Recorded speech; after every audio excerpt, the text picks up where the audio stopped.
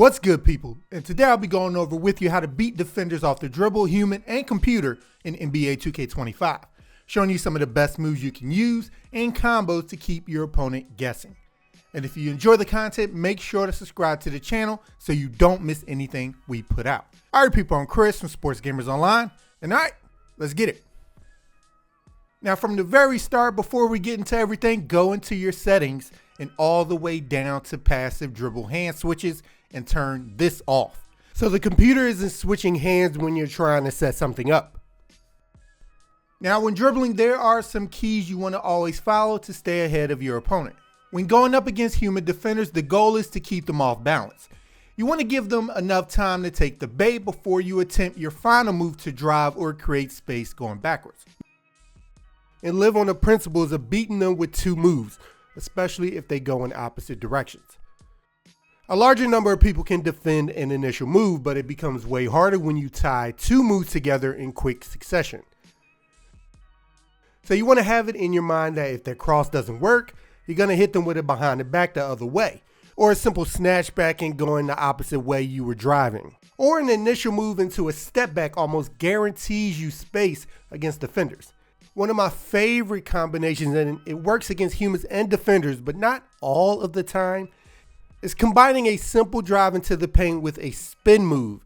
As I'll tell you later on, the spin move is highly effective and a good counter when your initial path is blocked off. Whether your opponent has played you or not, playing a bunch of games of 2K, you begin to pick up tendencies on 2K gamers as a whole. With a full head of steam, it's highly likely players are trying to go baseline. So maybe stopping about halfway there and cutting inside could be the better move for you. Another dribble move you can use to your advantage is your step back jumper animation by holding down on your right stick. Now if you hold it all the way through, your player will perform a step back jumper. But if you let go before he leaves the ground, you can cancel it while maintaining your dribble.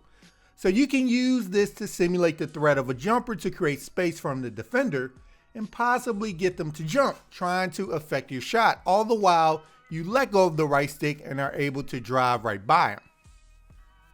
You always want to be in an aggressive mindset and be ready to shake a defender when the time comes. Having this always in your head helps you avoid defenders who try to run up on you and steal the ball, or if you try to use a pick and roll and they try to rush you real quick, because you have it in your head to be ready with a behind the back or any change of direction move. You want to stay ready so you don't have to get ready and get caught slipping. Another way to become a better dribbler is putting yourself in the mind of the defender and see what they see. If the lane to the right is starting to open, they're probably thinking you're going to drive. So if you start thinking that they might play this aggressively, be ready to step back or stop to get them to overrun it. Thinking like this can help you in the pick and roll as well, so you're not going around it all the time. It can actually start to bait them into the screen or improve your patience around it. As far as moves, first off we have the Blowout Dribble. You activate it by holding sprint and flicking the right stick up while you're in the backcourt. This gives you a speed boost by throwing the ball ahead of you. Just make sure no one is in front of you when you do it. The crossover dribble changes your direction quickly and if done correctly can get defenders over pursuing if they try to cut you off.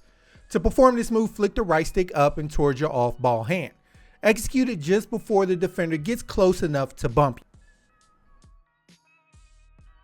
The behind the back dribble is a great move when you need to protect the ball and change directions quickly as well. You flick the right stick down and towards your off ball hand while making sure your player is moving towards the rim to trigger a moving behind the back animation. This move can eat up space quickly against your opponent while you're going the opposite way. The step back is a great get out of jail free move because defenders often mess up their containment when you use it, trying to match you back up, giving you an open lane or shot just by stepping back. And to perform it, you simply flick the right stick down. The spin move is one of my favorite ways to free myself when a defender successfully cuts me off, whether it's a human or a computer defender. It has a high success rate. To perform it, you want to rotate the right stick from your ball hand around the bottom to your off ball hand. The step back crossover aims to create space from the defender going backwards, allowing you to either shoot or drive, depending on whether they overreact to your step back. And to perform it, you hold the right trigger and flick the right stick down to move backwards. This can trigger a stun animation from the defender, making it easy to transition into a shot or drive as well.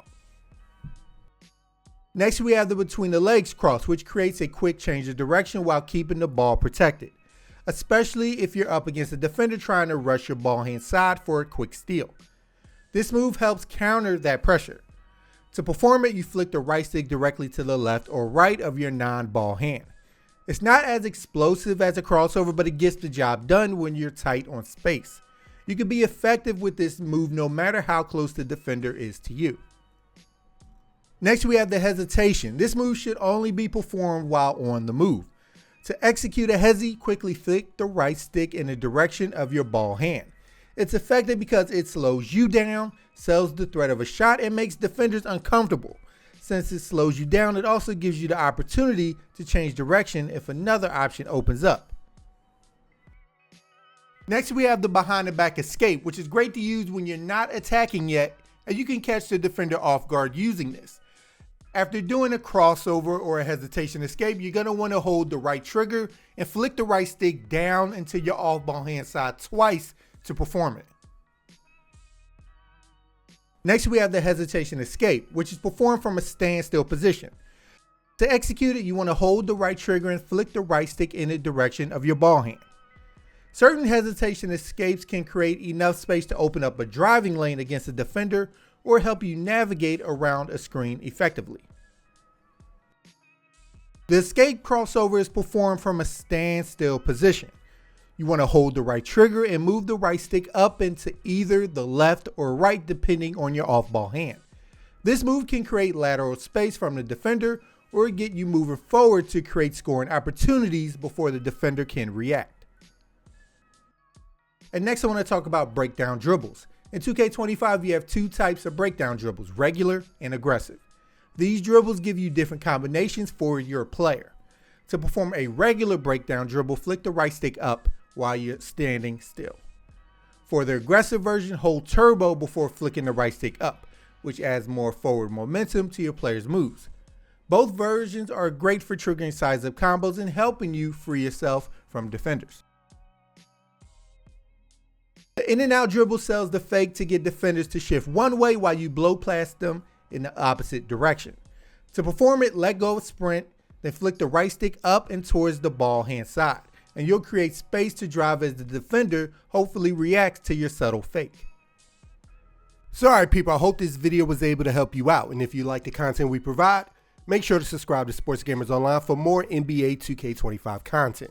And once you're with us, hit that bell icon at the bottom so you don't miss anything we put out. Alright people, I'm Chris. Thank you all for watching, and be good y'all.